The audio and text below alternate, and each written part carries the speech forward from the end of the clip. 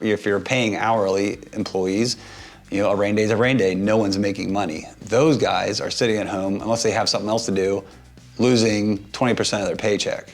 That sucks. Well, let me take that off the plate. I don't know, that sounds pretty good to me in their shoes. But then it puts the pressure on me can we move the needle forward anywhere? And it makes you focus on production and scheduling and efficiency different. You know what I mean? It's just a different beast.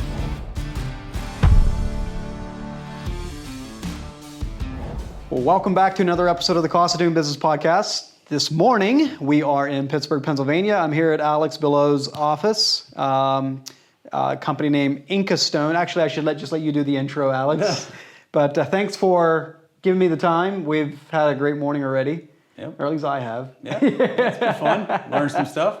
But yeah, give everybody an intro for everybody that's listening, and what your company looks like, your crew, and so on. So obviously, Alex with Inkastone. We're a design build company in Western Pennsylvania. A small company of 5 of us total. We're all employees, including myself. That's how I look at it. Mm-hmm. Primarily focusing on hardscape and getting into more swimming pools and that kind of stuff.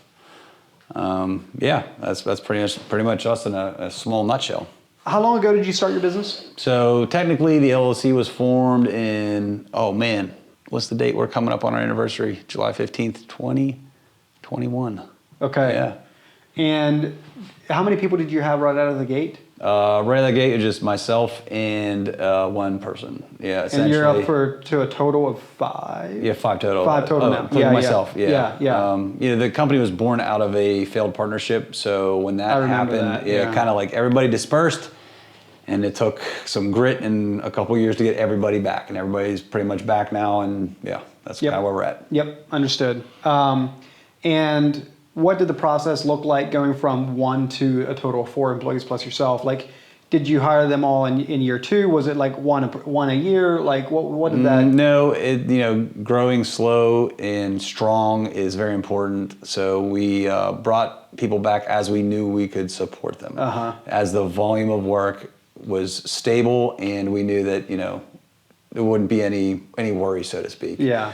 So everybody was there, but the business was so young it couldn't support what it needed to do in the early stages. Because everybody's a sole provider for their families, and these are very talented people who command a very fair wage. So we had to kind of get going slow again.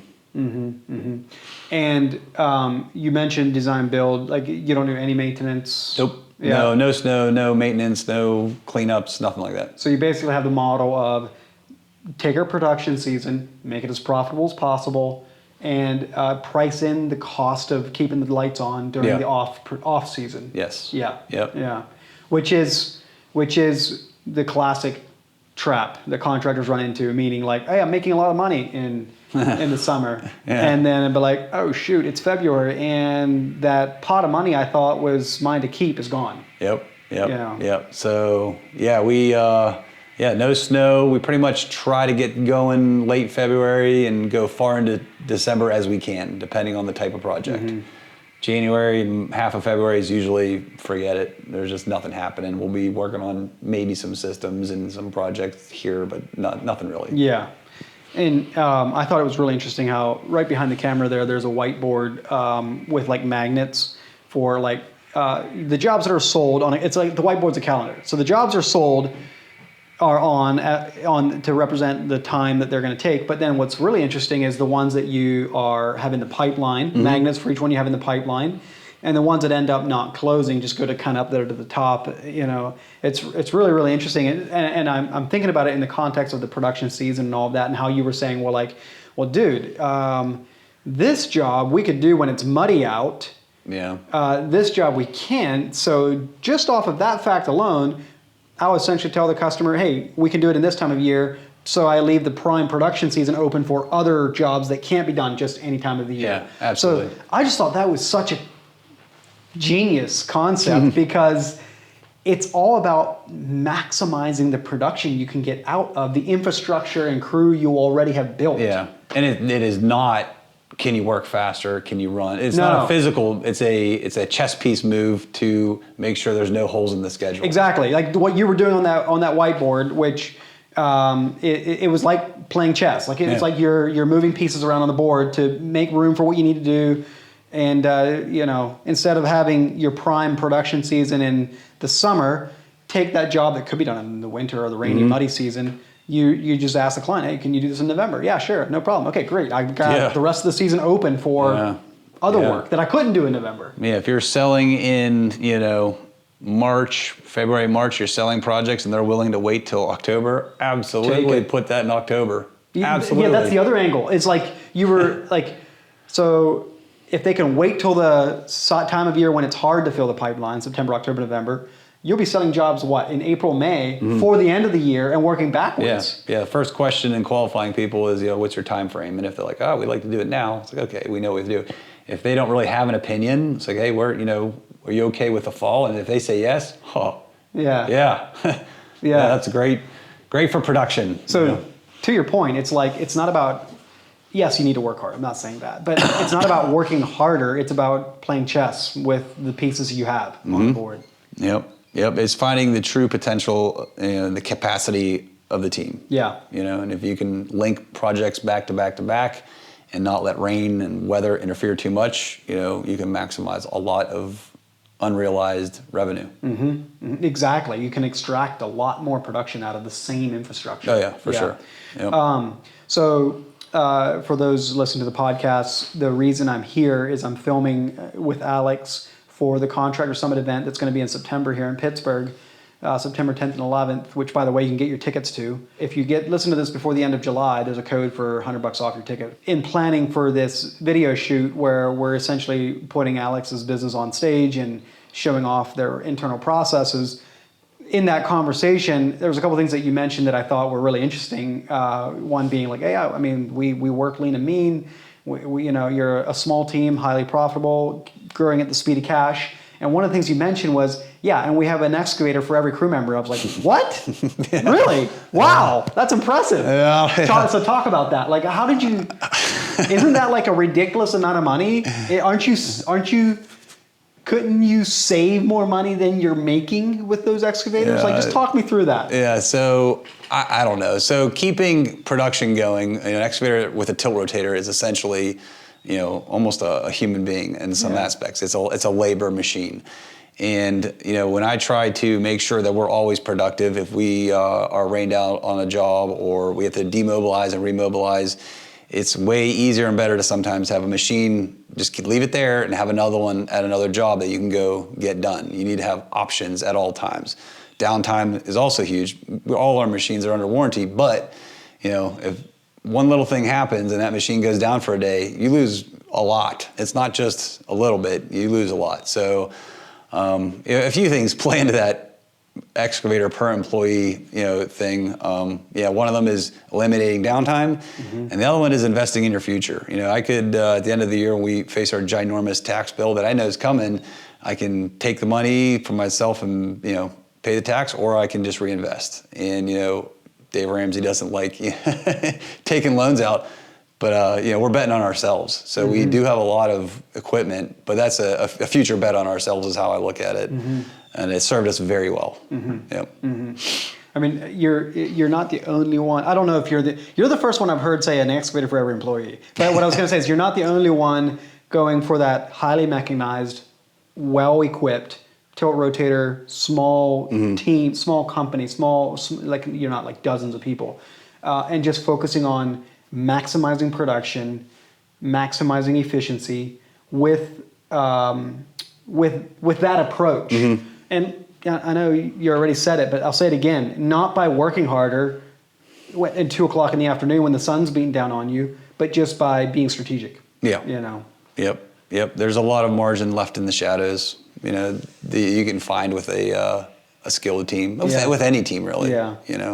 It's not more people, it's not more hours essentially. Yes, there's a certain nut you have to crack to get a certain scope of work done, but being billable for the hours of the day that you budget for is huge. Yeah. It's hard to recover a rain day. Yeah. It really is. Company-wide, if you look at what a rain day costs, that's a lot. Well, exactly. Yeah. And we were just talking about, because we were filming for the videos we're going to show at the summit, and we were talking about job costing, analyzing your data and what you do with that.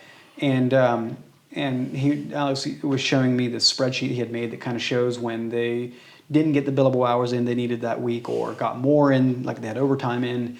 And one of the things that came out of that conversation was like, it helps him understand when they didn't produce what they needed to produce in that span of time, and the spreadsheet flagged it as red and all of that. And actually, right now behind me, we just set them up with Claude Cowork, so it's rebuilding that spreadsheet in a chart for 2026 hours to get it an update to them on a regular cadence. So that'll be cool. Mm-hmm. But the point that I'm leading up to a question for you, Alex, and that is, how do you think about the things that you can't control versus can control, and how do you budget for that or plan for that? Meaning, you can't control when weather hands you a bad card. Mm. But you can control, like what you were saying, when you do what jobs, how absolutely. You mechanize your crew, like all of that stuff. So and one of the things we had said in that conversation was just how you price in what you can't control, weather, in your budget in unbillable hours, so it's just factored in. Mm-hmm. You're not going to have a surprise. And then look at your data to figure out, well, like what am I seeing here that I could have controlled? Yeah. So one thing that probably, now that we're talking about it, is applying pressure to always being productive, is we're like 80% salaried company. Okay. So that changes your mind completely. I mean, if you had a rain day, a company could shut it off, hourly employees don't get paid. Our payroll still keeps going. Yeah. So we, subconsciously, I have to pivot from a job getting shut down due to weather to what else can we do? So that's where, the multiple machines come in, plan A, plan B, plan C. We'll sell small jobs, maybe a 1 or 2 day job, tell the customer, hey, you're 3 months out, but there's a good chance I'm gonna call you and we can come tomorrow. And people love that, but you sold a job that isn't shiny and awesome, but man, that fills a day, and at least you're gonna break even on that day. Mm-hmm. So to be able to do that though, you do need more equipment and resources, just not demobilize and totally remobilize for another job. Yeah, because there's a cost to that. Oh gosh, yeah. So that's kind of how that comes into play. Yep. Yeah, that makes a lot of sense. Why you went through the motions of creating that spreadsheet to begin with, because you needed to essentially see where are we earning our keep, so to speak, versus where are we falling under the threshold. Yep. And is there something we could learn from it or do about it? Yeah. Is there any stories that you learned from looking at that spreadsheet? Yeah, absolutely. So, in our company, time off is pretty much never denied. Everybody's an adult. They would treat their time responsibly. Vacations are they can overlap. And on the board, luckily, everybody's vacation doesn't overlap. We got a couple back-to-back. But when you look at that from a high level of, billable hours and production, I think it's important to look for patterns. So that spreadsheet, showed us patterns where I could look at a month and say, why were we down this whole week? We were down and it's based on weather, or someone was on vacation, or you can just look quickly and adjust to that kind of stuff. And then real quick, back to the excavator thing, I was thinking about it. Our first year, we put I think we put 1,900 hours on an excavator. We leased the machine and we used the heck out of it. And when when I did the math on it, I was like, this thing costs us $13 an hour to run. It really isn't that expensive. You can look at a machine, and one of them, we have one that's $2,600 a month, one's that's $3,100 a month payments. But you break it down to the runtime per year, and you're billing out 170 or whatever bucks an hour for that. They don't really cost that much, because when they're running, you're billing for them. So it's easy to kind of do the math on that based on justify. Yeah. Yep. And that's how what looks like maybe a big sticker shock expense to somebody on the outside looking in makes all the sense in the world. Absolutely. To the guy trying to get the maximum production out of the company. Yeah. Yep. Yeah. Totally. And speaking of your guys, how did you arrive at getting most of them on salary like that? Talk about that. Let's see here.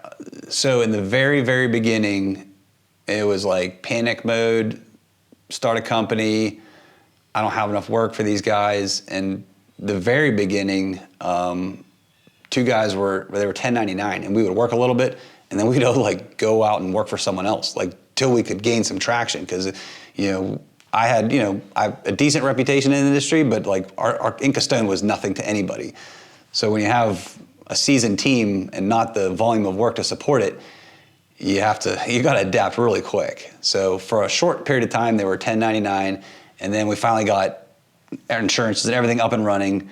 And then I think Mike came on. I think we just did salary just because, I think it was like a mutual agreement. And PA unemployment's terrible. Like I remember when I worked with Mike in the past, it was always a nightmare to collect unemployment. Like I just remember the struggles he had, and I had too. And we were employees for another company. It's like you just don't want to do that. Like sure, it's free money or whatever you paid for it, but my word, trying to budget for the little bit that they give you and your checks don't come in. I didn't want that stress for anybody.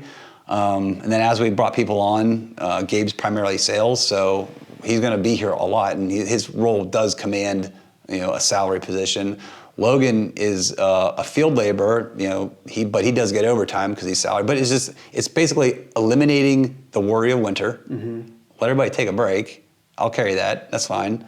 And but I'll tell you what, man, it makes you focus on production and scheduling and efficiency different. You know what I mean? It's just a different beast. Would you say with a couple years under your belt, under that, like would you say like what are the advantages? Like it makes you look at the production differently. What are the pros and cons or the trade-offs like between the hourly salary model from your experience? I think what makes you look different, at production differently? Beforehand, if you're paying hourly employees, a rain day's a rain day. No one's making money. Those guys are sitting at home unless they have something else to do, losing 20% of their paycheck. That sucks. So let me take that off the plate, and I think that sounds pretty good to me in their shoes. Yeah. But then it puts the pressure on me can we move the needle forward anywhere? Even if it's inefficient. Like, yes, there's three of us, we're gonna go do this thing, we're gonna blow the hours, but we're moving that needle forward a little bit. Even though the hours are blown, we're still paying for the salaries anyways. So when you could go out in the field and do this job like, hey, this is taking way too long, it's muddy. Like we did a lawn repair, Logan and I did something, it was just like, you should really do this when it's a different, climate. But we got it done. We got it off our plate. We can now focus on more billable work in the better season. So you kind of look at stuff almost backwards. Yeah. Like it doesn't make sense a lot of times when you're out there like muddling through things, but you're just getting certain chunks of work off your plate so that when it's nice out, you can be full steam ahead. That's good. That's a good point because like it makes me think of like Tussie Landscaping has a lot of salary employees too. And like over the years, they've gotten more and more into just like knuckling down and working through winter months where you can. Yeah. And like you could argue, is it even worth it? Mm-hmm. Like you're maybe working at 40 to 60% efficiency. Mm-hmm. Oh yeah, right? Sometimes terrible. Yeah, and from the outside looking on, is it even worth it? But like you said, you're still moving the needle forward. Yep. So that when the good weather does come, you made that progress. You were paying for it anyway. Yeah, that job may not be quote unquote profitable, but that job did recover overhead to some degree. And that is better than nothing. Yeah. Right. So it's a different beast. Obviously, it's not a scalable thing. Like I don't think there's a scenario where you could get a large, company on that same program. I mean, you could. You just have to price it in. Yeah, and to your point, it would make you look differently. Yeah, and I believe it takes special people to be team and goal oriented. Because salary can be a double-edged sword. You know, you could have the person who's like, I'm getting paid and I'm going to do the least amount possible because I'm still getting paid, or everybody's on the same page. Like, we got to get this done. I'm getting paid no matter what. It doesn't really matter. So. Speaking to that, like the thing that I admire every time I come see you is your team and your culture, like the culture you've built. I mean, you see it in the Telegram channels, like we were laughing at, earlier. But the thing that I wonder, okay, so let me say this. I'm going to pick a topic like tracking hours. Yeah. And one of the top things I hear from owners is like, my guys don't want to do it. And this is in the context of mostly hourly people. Yeah. And they still don't want to do it.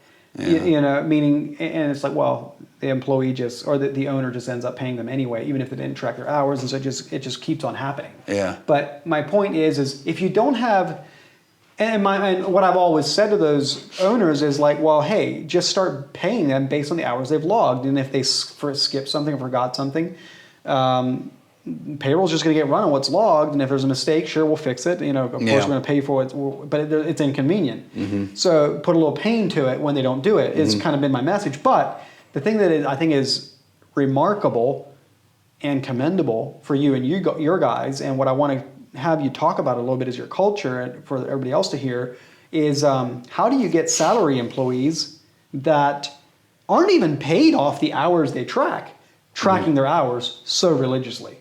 Because it matters. But it matters to you. Why does it matter to them? Because we're all competitive, and we want to win. Whether it doesn't matter what the trophy is, you want to win. So hours tracking is, job costing is huge. It's just our culture. It's just we need to know where we're at all times. We run at a high level. Expectations are very high. And it's just, I don't know, it just is what it is. It's almost a non-negotiable. Like, time has to be entered. We have to know what bucket it goes to, every work area, every job, every second you're under the umbrella of Inca Stone's insurance coverage for the day, it's got to be accounted for somewhere. It just has to. It's not something, it's not beat into anybody. It's not written on anywhere. It's not anything. It's just how it is, because it truly matters. It truly matters at the end of the job.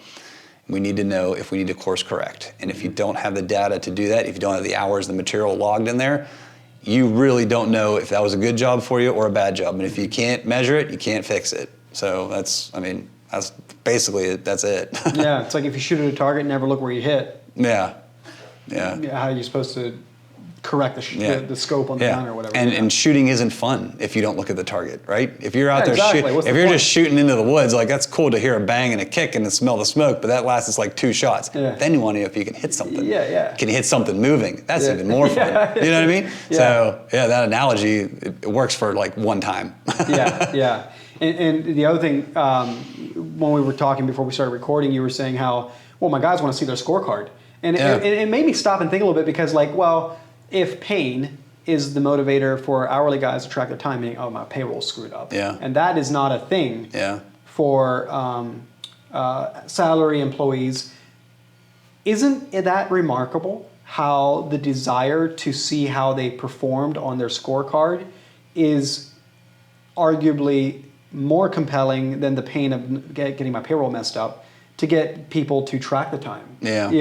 It's a competitive culture, and I think when you have small groups of people in any industry who are all focused on the same goal, it's like everybody wants the same result. Yeah. And if you can't have somebody on this team that doesn't want the same result. And the result is a win. It's really, did we bid it right? Obviously, we build things, I would say, per industry standard and well above. The qualities, that's not even part of the conversation. But how was our bid? Was our design good? And then did the team execute it? That's the whole multifaceted, bunch of things that have to happen to create a true win. Yeah. And everybody you just want to win. and what you might be wondering, what do I mean when I mention the word scorecard? It's just the estimated versus actual report on the screen in SynkedUP. It's all it is. And what you did with that spreadsheet, and what Claude is back there building a report for right now, is just taking mass amounts of data and surfacing it by any different angle and slice you want. Yeah. So you can be be more informed. Yeah. Map cause to effect, and what I'm going to do about it to be better next time. Yeah. Or said differently, job costing is not the goal. The goal of job costing is just to make my next estimate more correct. Yeah, absolutely. More on point. Yeah, less guessing. Less guessing.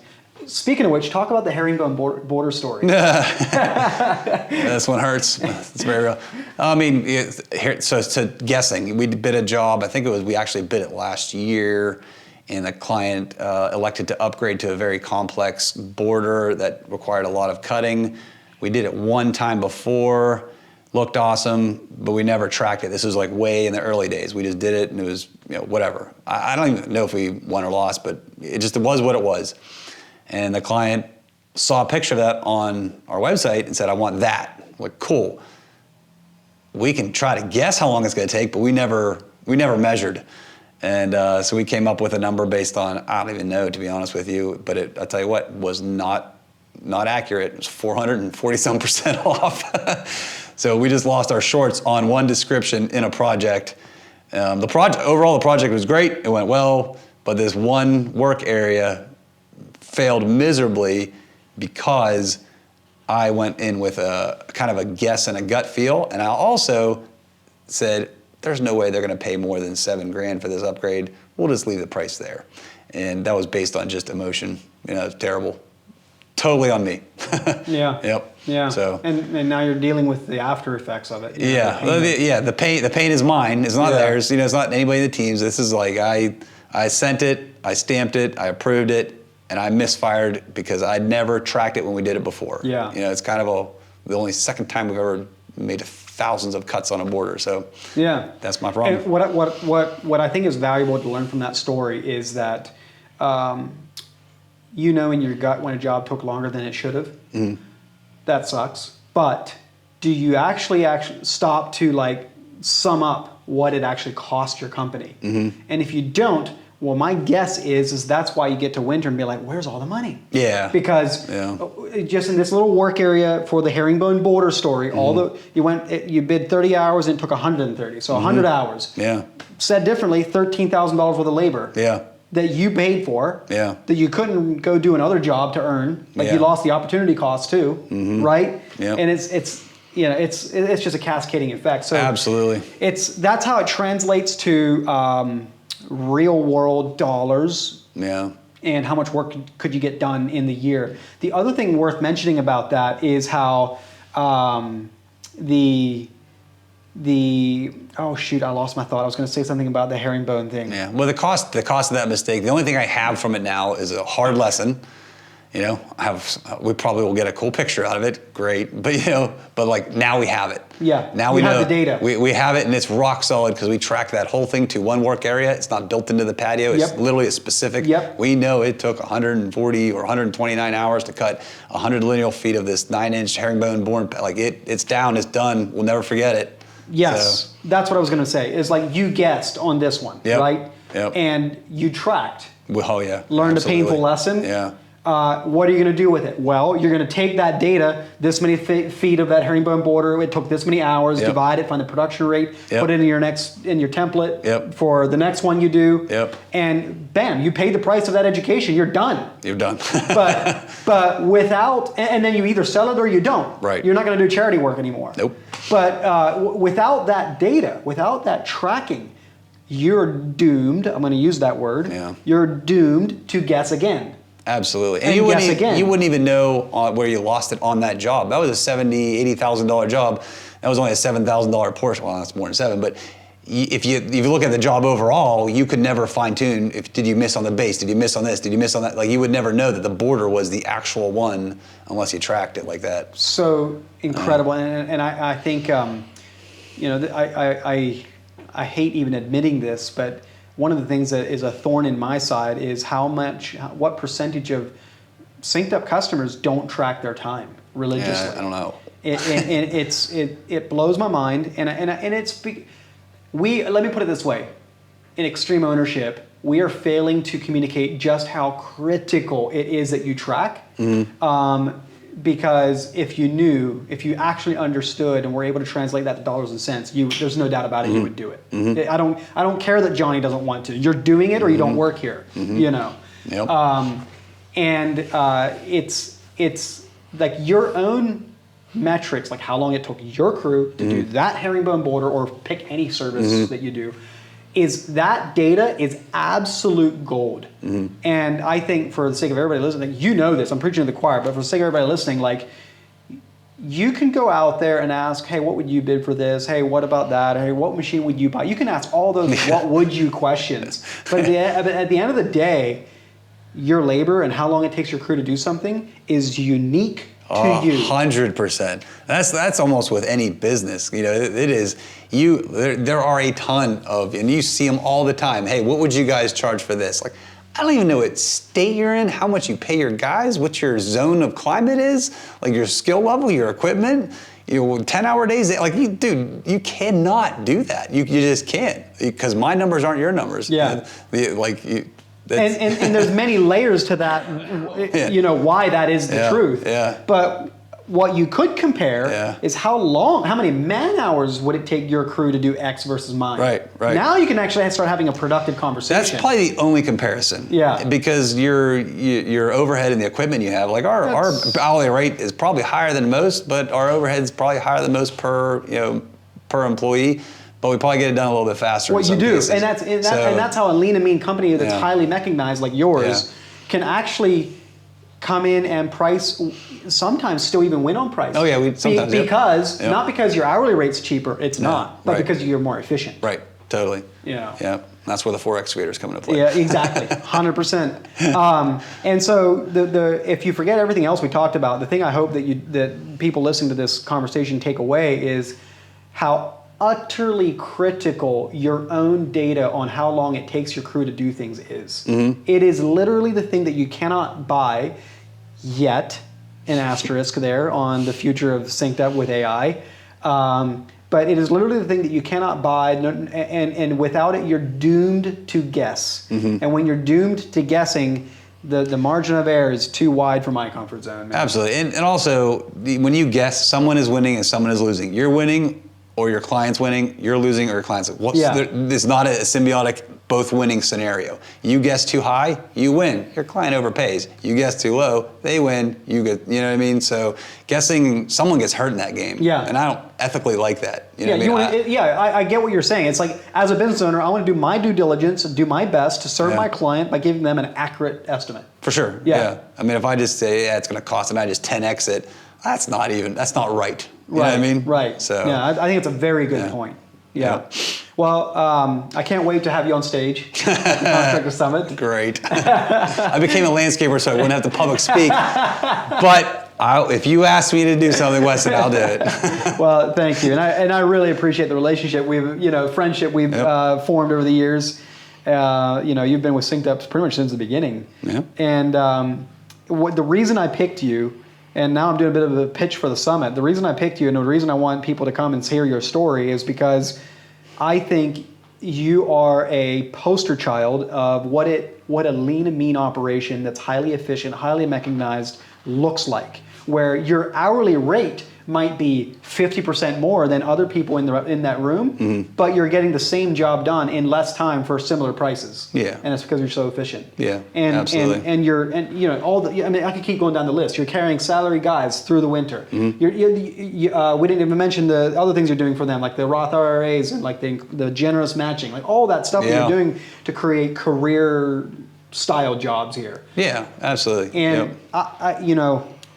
I'm putting you on a pedestal on purpose for the people listening here because I really want you to come and see under the hood of Alex's operation. Like, we're gonna be the reason I'm here is we were recording a bunch of videos of how they operate in their business, their sales process, their estimating process. Of course, some of that is how they use SynkedUP. Mm-hmm. And today we were filming a video of we're literally getting Alex going from zero to hero and using AI tooling to analyze this data and go from spreadsheets to just AI analyzing the data for him. So a lot of really exciting things that we're going to be showing off under the hood on stage at the Contractor Summit event. So, this is my pitch for you to be there in that room, get your tickets. Alex is going to have his whole team there, so you can hear the other versions too, like not just from the owner, but from the team. Oh yeah, you can get the dirty stuff too. Yeah. Go for it. Open book, come to Pittsburgh. This is your only shot. But Alex, you got an awesome culture, an awesome business. You deserve an attaboy and a pat on the back for the trailblazing you've done. Like it's really commendable. Thank you. Appreciate it. All right. Absolutely.